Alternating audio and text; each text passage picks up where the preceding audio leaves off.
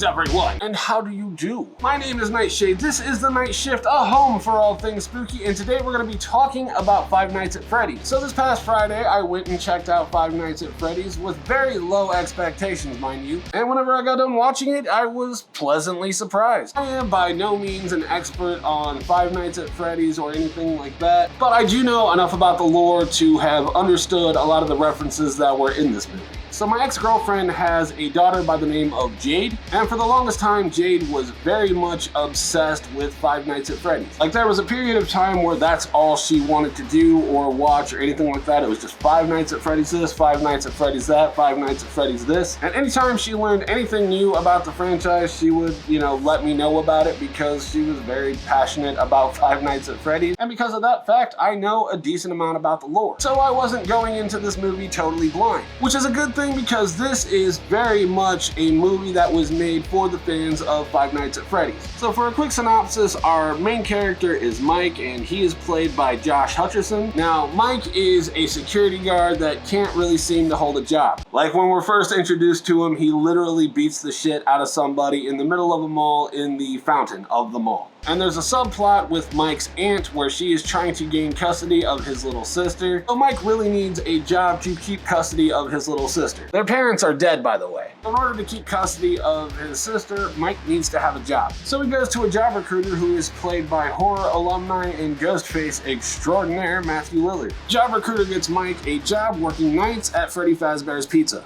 which is this old, dilapidated Chuck E. Cheese type of place. And not too long after getting the job, he finds out that the animatronics are alive. Spooky. So I always have very low expectations for video game adaptations to the big screen. Much like every single Resident Evil movie, all the Silent Hill movies, Assassin's Creed, Hitman, I mean, all of them are terrible, terrible adaptations, but this one was very surprising because it was very much a movie made for the fans of the franchise. So basically, I'm going to do what I did with Scream 6 and break this down into two categories of what I liked and what I didn't like about this movie. Starting off with what I liked, which was the creature design and set design of this movie. Very, very accurate to the video games. The aesthetic of Freddy Fazbear's Pizza was almost spot on. There was a lot of attention to detail with the set design. Aesthetically, this whole movie was very faithful to the look of all the games that, at least all the ones that I've played. Another thing that I liked is that, like, Bonnie, Foxy, Freddy, and Chica were all done practically. This could have easily been a CGI disaster, but they actually reached out to Jim Henson's puppet studio and had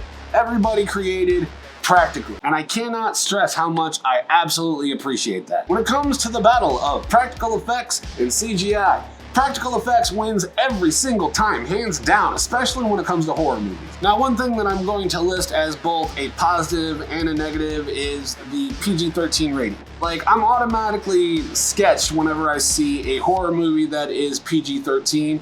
However, I understand why they did it. Now, I'm sure a lot of the fans of this movie are going to be in the younger generation, the younger category, so making this movie PG-13 so they could come and see it makes sense. But for being a PG-13 movie, some of the kills were actually really cool. Now, a lot of these are off-screen deaths. However, there is one really, really cool death where Freddy actually chomps somebody in half and you see it via the shadows, which is a really well-executed kill for a PG-13 movie. Even though a lot of these kills happen off screen, you do get to see the aftermath of these attacks later on in the movie, and I'm actually surprised they got away with as much as they did. But I'm not complaining about that. For my final positive of this movie, we're going to talk about how many Easter eggs there are in this movie. I'm not even that well versed in Five Nights at Freddy's, but I did recognize a lot of the Easter eggs that are in this movie. Like, we got Balloon Boy in there, and he's like a prominent figure in one of the future installations of Five Nights at Freddy's, the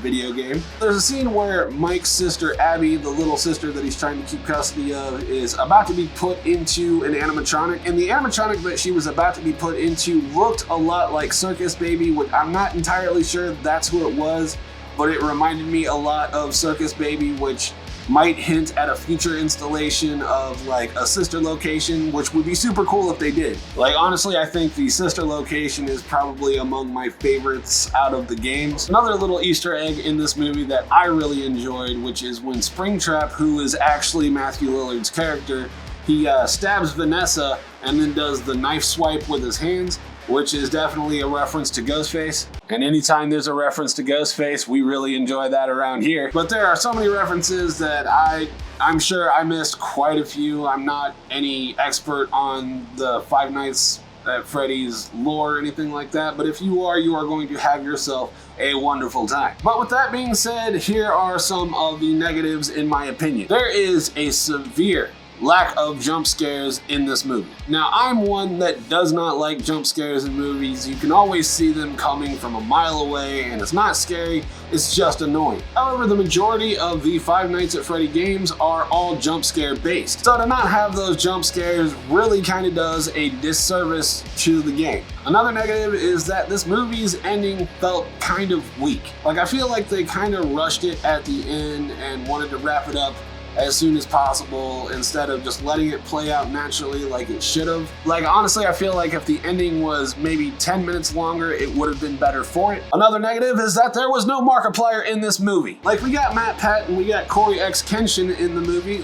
Why didn't we get Markiplier? At least like a voice clip or something. Like I understand there was scheduling issues, but I really feel like Markiplier needed to be in this movie, at least referenced in this movie. And my final little gripe with this movie is that there wasn't really a dedicated scene that really mimicked the video game. Like, it would have been super cool if there was just like a reference and looking at the monitors and seeing that the animatronics are moving but stopping, moving but stopping, moving but stopping. Like, there's a very short-lived scenes with some vandals that, you know, break into Freddy Fazbear's and they get killed, and there's kind of some references there, but I really wish they would have just gone all in on that. Yeah, that's just about all of my gripes with this movie. This movie actually surprised me and gave me hope for maybe different video game adaptations of horror games that we might be able to get in the future. Like, this movie gave me faith that maybe one day we'll get some good horror game adaptations to the big screen, but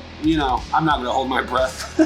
But yeah, all in all, Five Nights at Freddy's was a pretty decent movie. I'm gonna go ahead and give this a 7 out of 10. I genuinely can't wait to see what else they do with this as a movie franchise. Go ahead and let me know what you guys thought of this movie in the comments below. I look forward to reading all of your comments. So that's just gonna about do it for me. If you liked the video, let me know by leaving me a like. So let me know what other movies you want to see me review. I am more than happy to oblige. And until next time, my name is Nightshade. This has been The Night Shift, and I will see you in the next video. Stay spooky, my friends.